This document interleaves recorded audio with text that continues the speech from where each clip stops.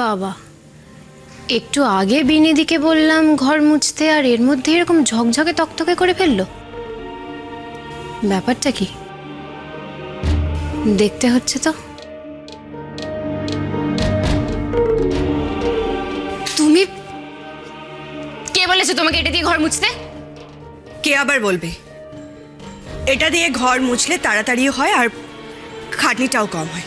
হ্যাঁ, তোমাদের তো খালি ওই একটাই চিন্তা, কি করে খাটনি কমানো যায়। এটা তুমি কি বলছো রঞ্জা?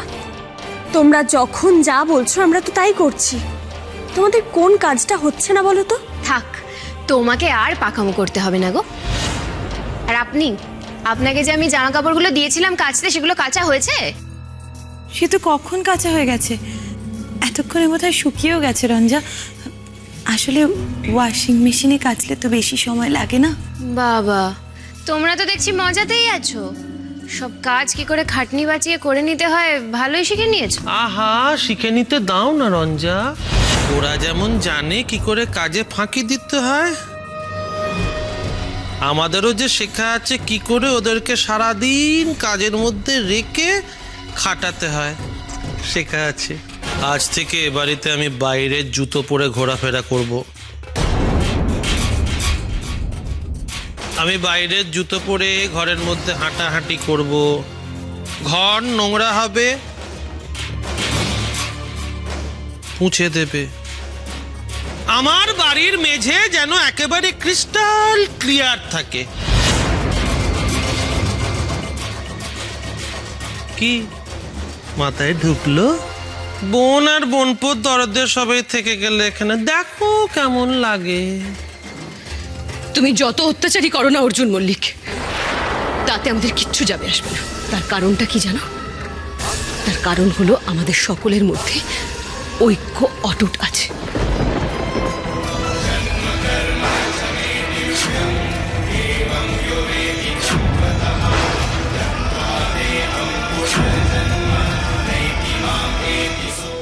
আমরা সকলে মিলে তোমার অত্যাচারের মোকাবিলা করব। हम साथ साथ हैं, हम साथ साथ हैं। তোমাদের মধ্যে তো অলরেডি একটা ভাঙন। রঞ্জা,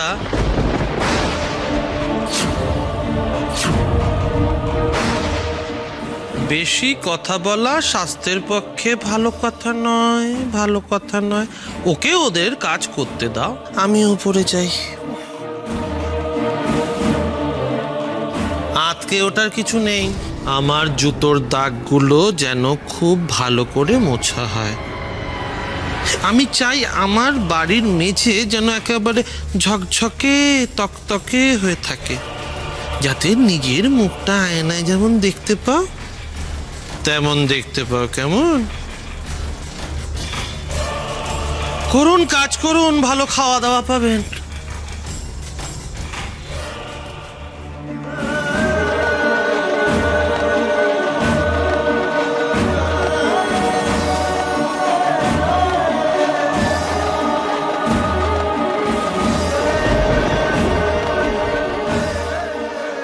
রঞ্জা কি একটা বলতে গিয়ে থেমে গেল না?